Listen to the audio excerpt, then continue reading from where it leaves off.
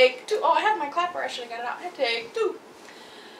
I don't even know how long the first time ended up being. It wasn't very long. But that's okay. It didn't have to be long.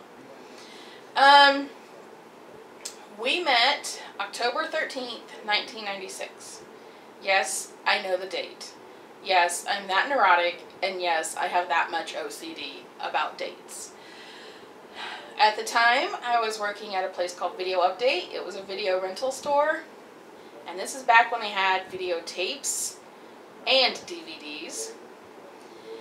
I was working. He came in with his friend Todd, who he no longer talks to.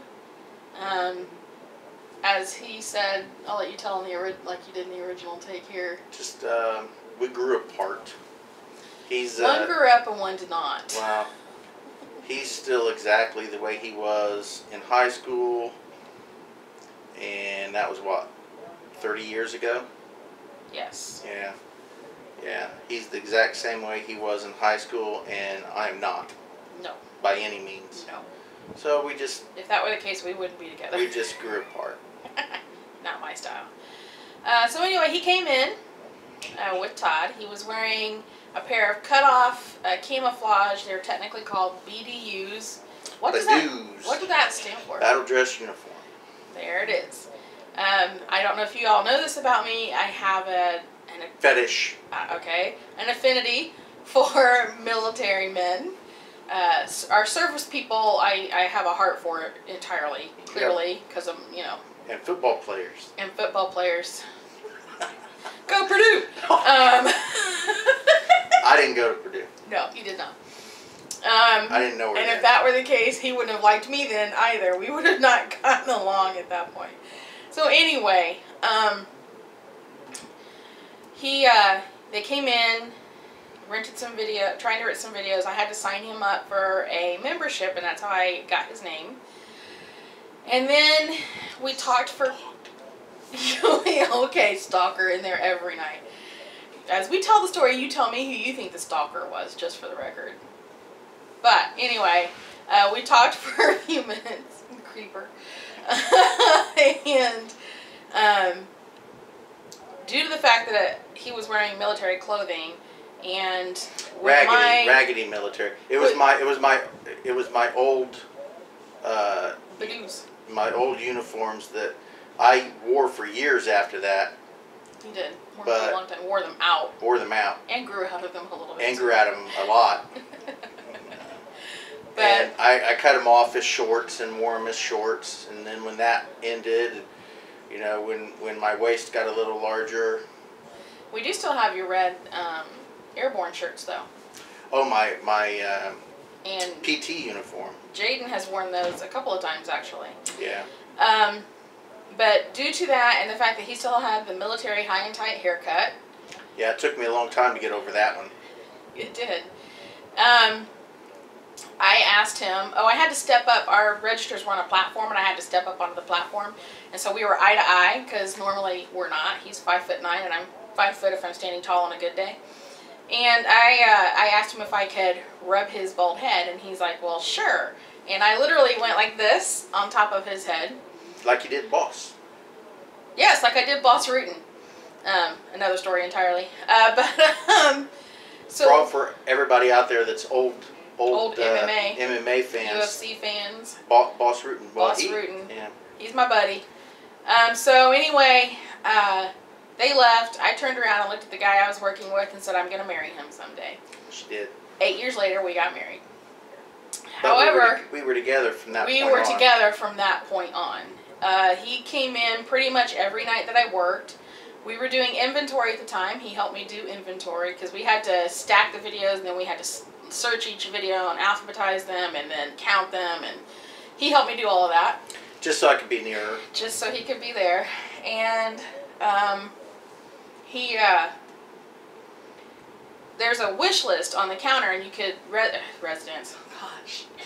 clients could write down a video that they wished we would get in, and then they would put their name and their phone number. And so I put mine on there, and I made sure my phone number was like crystal clear. There was no denying what that phone number was. And he we were talking one night about movies that we liked and stuff, which is actually a big part of our lives even now. We are movie freaks. He was talking about a movie that they want. I said, well, you know, we have a wish list over here. And I took him over and I'm like, see here, I have one written right here that I want. You know, to be totally honest, I don't think I took that hint. That does not surprise me. But you had to have taken it at some point because that's how you got my phone number. You told me that. But I don't think... You didn't take it as a hint. You got the phone number on your own initiative because you wanted the phone number. But yeah, but I wasn't going to just like up and call you because, you know, what if you didn't want to talk to me? The funny thing is, I am of the mind that girls don't call guys. To me, that's not okay. See, I don't get that. If the guy wants you bad enough, he will call you, and if it's not meant to be, it won't happen. But I will have to say this, and it's the truth. When we first got together, you had a much more traditional attitude towards relationships than I did. Very true. Yeah. And I still do. There was a man's on a place. lot of points. There was a man's place, and there was it's still a your job to woman's take out the place. trash. I'm not taking out the trash. I'm just saying. You did have a very traditional And I still attitude. do. I still do on a lot of respects. I really still do. But, with that being said, so for like 2 weeks, he was in there every night. And then at about 2.5 weeks, I think, maybe close to 3, but I think it was like 2.5 weeks, as I'm leaving work, I was driving a car that was my dad's car, and it had the old-fashioned, the original car phone. Not a cell phone, you guys. This thing had a box that sat in your car, and you had to plug it into the lighter, and it had a cord that attached to the phone to the box. So And it weighed like 40 pounds. And it was heavy. It was a beast. It's a brick. It was. And so he called me. I don't know how you got that phone number, though, because I didn't write that phone number down. I just now thought about that 20 years later, and it just now dawned on me. You are a creeper. How'd you get that phone number? You don't have any memory, do you? No, I think you gave it to me. Did I? Yes. I may have. I think you did because, as I recall, because I was really nervous about even approaching you because I didn't... I do remember you always telling me that. You're always nervous about the approach. Because I didn't want to, like, push too quickly because the way I was back then was completely... A lot different. I was a lot different. I fixed him. Yeah, she fixed me. But I didn't feel that way towards you, so I didn't want to screw it up. Right. And that was... So maybe we should embellish just a tiny bit on your opinion of... Oh, my opinion of what? On relationships with women. Now or then? Then. Nah, probably not. Okay. They weren't kind. He had a use, and it wasn't for a relationship. We'll leave it at that. Is that nice enough? Well, that's pretty true, yeah. You just didn't have a relationship use for women. No, I did not. And so, anyway, so he called on that cell phone on my way home. And I got home, I said, listen, I'm almost home, let me call you back when I get home. So, he also asked if I needed his phone number at that point. And I'm like, oh no, I've got it. Because I copied it off of that wish list at work. I was like, oh no, dude, you're not getting away that easy. Because I will figure out a reason to call you some night. I swear I will. Like if he hadn't have called me pretty soon, I was going to figure out a reason to call him. I didn't know yet what that reason was going to be, but it was going to happen. You probably should. And so, I get home, my mom is on the phone.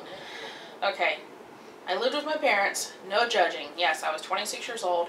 I lived with my parents. I just recently moved back from Florida, was working 2 jobs, and had done some schooling. So I was... Well, they shouldn't feel bad. You know, in all truth, I was living in my grandmother's attic. Not at that point, you were living at Tracy's. No, me and Tracy were staying in my grandmother's attic. When I met you, you were living in Tracy's trailer with her and Billy. Was I? Yes. Our first makeout session was on her couch. No, I remember that quite well. I'm just saying that, but when we used to talk on the phone, it was in my grandmother's kitchen. It was. Baby, I called you on Tracy's phone number. Are you sure? Yes. When I met you, it was right after Pam had left you, and you were staying at Tracy's. Okay. You were working with Billy at that heating place. I will take your word for that. So anyway. So yeah, my sister and I were really close. Yes. So anyway, I get home. Mom's on the phone. I'm like, Mom, I need to call this guy. Get off the phone, please. She's like, okay. 10 minutes later, she's still on the phone. I'm like, Mom, please, I need the phone. I need the phone really bad. She's like, okay. It finally ended up being a half hour later. I'm like, Mom, oh my God, you've got to give me the phone. If I don't call this guy back, he's never going to talk to me again. I just know it. Like, I'm not a drama teenager. I was never that girl that was like, oh, if he doesn't like me, my world will end. That was never me. And this guy, well, I was like, I have got to call him back or he's going to think I hate him and he'll never talk to me again. Like, I was freaking out that I couldn't call him back. You are such a control freak, Ruby. No, I'm just kidding. So, I get the phone finally. It's like, I really do think it was like 11:30 at night. 11 o'clock or 11:30 at night. Okay.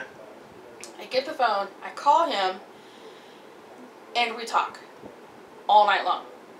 At that time, my parents had 2 cordless phones, and I kept having to switch receivers because I would run the battery dead and the one I was on.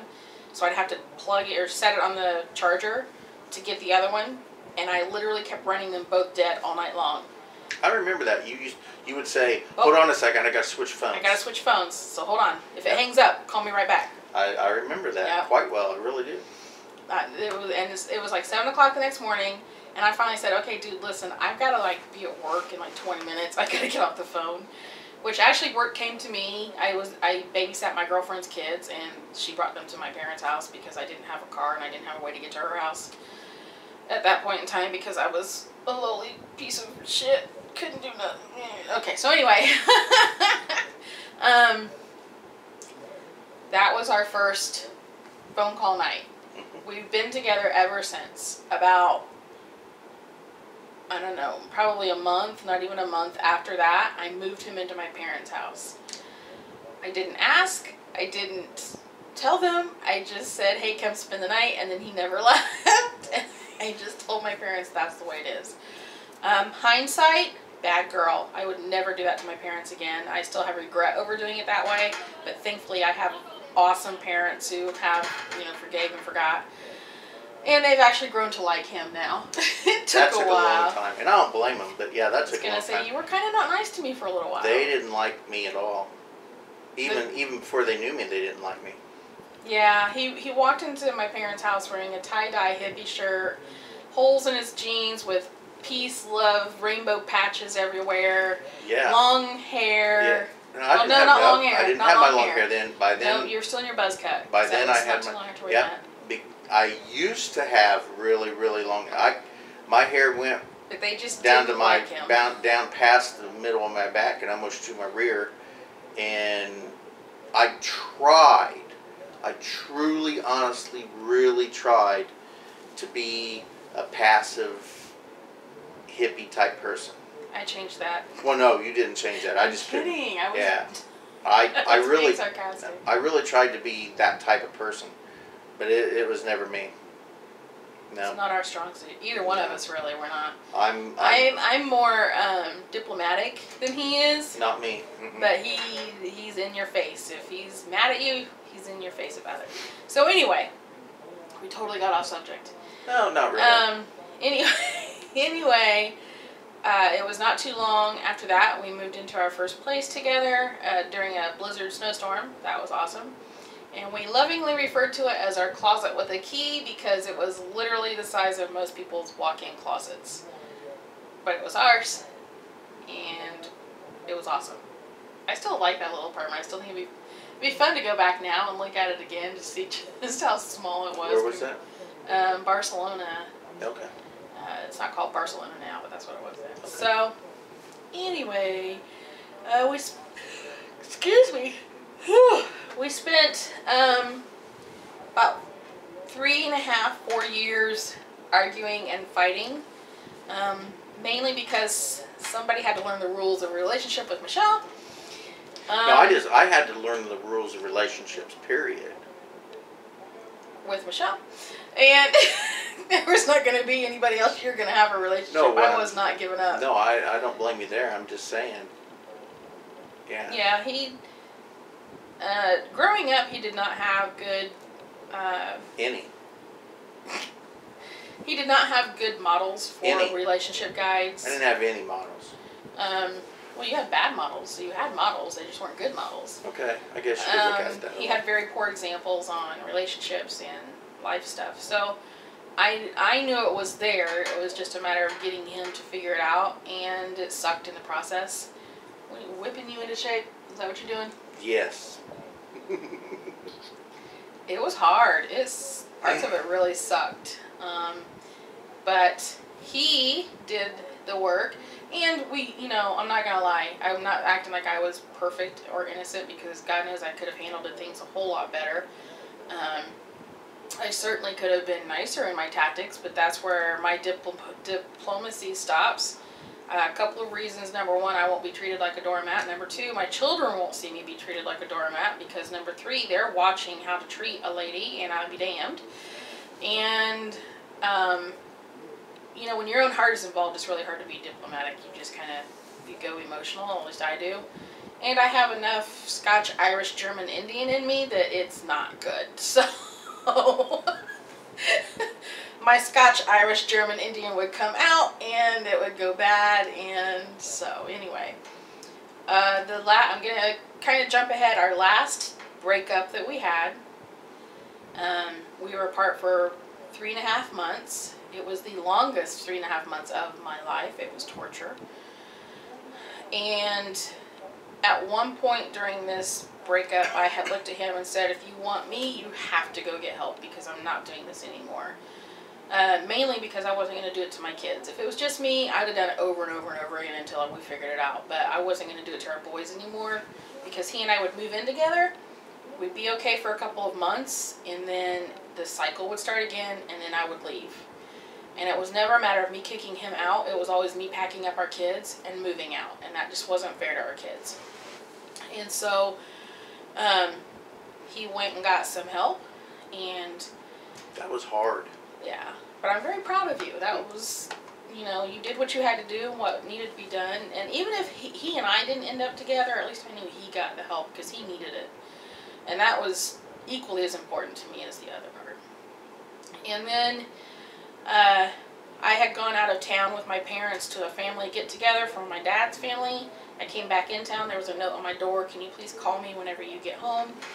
Me being the maniacal, evil, Scotch, Irish, German, Indian that I am, called him and said, I'm not going to call you until tomorrow. And hung up. So I called him the next day. He's like, can I come over? Blah, blah, blah. I'm like, I don't care, whatever. So he came over, and again we talked, and it was another talking session. Do you remember this? You always say you don't remember this part. A little bit. We talked. We sat on two opposite ends of my couch, because he was not allowed to touch me, because I always led to not talking. I remember that. And I wanted to talk. I'm like, we are talking, not doing anything else. I remember that part. Oh, really? Wow. Yeah, it had an impact on you then, didn't it? Oh yeah, it still does today. Yeah? Oh. Yeah. I gotta. Yeah. We are like this a lot. But we talked a marathon talk again. Probably, I don't know how many hours, because honestly I didn't even really keep track this time. I can tell you it was, I'm cracking myself up with that. It was pretty much all day. He got there late morning, like around lunchtime, and it was bedtime for the boys when we decided if he was spending the night or leaving. And I honestly don't remember. Did you leave or did you stay the night? Don't know. I think I made you leave. Probably did. I really do. I recall saying goodnight to you and I going to my bedroom alone, so I'm thinking he left. Probably so. It was going to be my way.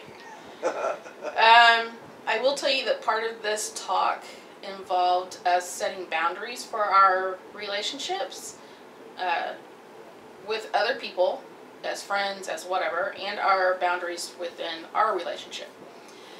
What that meant was, due to the history involved, I was allowed to ask any question I wanted for the next 6 months with no repercussions. But here it is, ladies, and here's where, if you're working on a relationship, it has to be 100% on either side. The flip side of that coin was, when I heard the answers, I was not allowed to get mad, And I was never allowed to hold it against him again or throw it in his face. Ever. At the end of that 6 months, the topic was done. We never discussed it again. I will say, I think that was the best idea we had. Because I am one of those need-to-know persons. I can't have the mystery. I need to know. If I think of a fact or a question that needs a fact, I need the fact.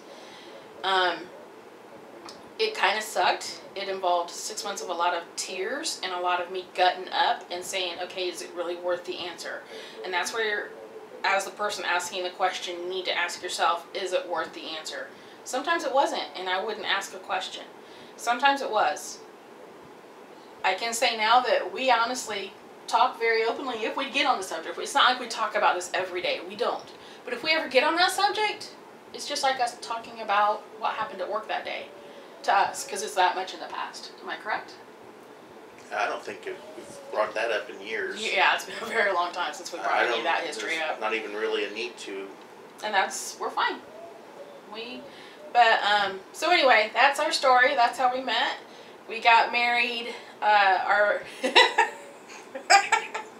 okay, here we go. Here's another part for you. Our official wedding, the one that the courts have on record, is February 10th, 2004. No. Yes. No. We put February 10th on it because of Tracy's birthday. I said the one the courts have on record. Oh, okay, I'm sorry, you're right. My bad. Yeah. You're right. I'm sorry. The ceremony that happened and the one that we celebrate is September 18th. Today, by the way. Happy anniversary. Happy anniversary. It just clicked on me. Wait a minute. Yesterday's Jane's birthday. That means today is the 18th. Is September 18th of 2003. Our one regret for doing our wedding the way we did was that we didn't do it sooner so that his sister could be there. But we did it when we felt we were ready, yes. And I know she was very happy for us. So and I didn't get. Okay, that's not the. No, that's a horrible. That's a horrible. That's okay. A horrible regret. Okay. One of the fun things that we were going to do for our wedding for him. Because, 9 times out of 10, everybody makes it about the bride. And, y'all, there's 2 people standing up there making this commitment. Remember that. When you're wedding planning, it takes 2. You can't be up there by yourself saying, I do, to the wind. Because, hello. So, one of the things that he stipulated was sad because the 2 things that you really wanted ended up not getting done. And I that's all right. still have regrets. But I also have fears and phobias about renewal vows, and so we'll never have a chance to do it again because I will not renew vows. Yeah, I won't do it. We don't need that. But Mom actually mentioned doing it. I'm like, no. There's no need for that crap. So anyway, one of them was he wanted a hand fasting, and that's ow, dude, I think there was a spider on me. That's where your hands get placed together, and then you get some kind of binding put around them. It's not tied tight. It's usually a ribbon or a rope, something pretty. So the ribbon that we were going to use got left in the van outside. In my defense, I planned the whole rest of that wedding. If that part didn't happen, I'm totally putting that one on him. I took care of everything else. I made sure the kids were there and were dressed. And that one really wasn't the biggest one that he really wanted. And this one, he tried to stop me before we walked in. So after the ceremony, when you walk out, which by the way, we walked out to Prince's 1999, the very beginning of it where it says, "Dearly beloved, we are gathered here today to get to this thing called life." And that's when we walked out. We had an 80s wedding. We had an 80s dance party after the wedding. Yeah. And so when we were coming back in, they were supposed to play Queen's Wedding March. Queen's Wedding March. The wedding march from Queen, from Flash Gordon. And our DJ spaced it. I'm not sure what happened, but the DJ spaced it. Didn't happen. And that was the one biggest thing that I wanted. The biggest thing there. So anyway, I think this video's ended up being about 25 minutes long. I'm going to have to edit it down. But that's the video that was requested. We've been happily ever after, pretty much literally. Our relationship's not what I would complain about right now. It's not what I would ever complain about. we've got enough in our life that thank God our relationship is strong. Because I think we have a fantastic relationship. I think we have an awesomely fantastic relationship. I think our relationship is better than anybody else's. Stupendously, fantastically, awesome, magnificent. Exactly. But I really do think it's better than anybody else's I've ever seen. I think my parents are the only close second that I would come up with. Well, they get in tiffs, but that's like we do too. Well, no, but yeah. I mean, everybody has a tiff. We never fight. I don't think we've had a fight in 15 years. You don't fight right now? I'll kick your butt. You would too. Whatever. So that's it, guys. I hope y'all liked it. Give us a thumbs up if you did, and subscribe if you're new. And as usual, hi to all my newbies. Hi. And I hope to see y'all later. Bye. Okay. I think they're wanting to eat. You spanked my butt.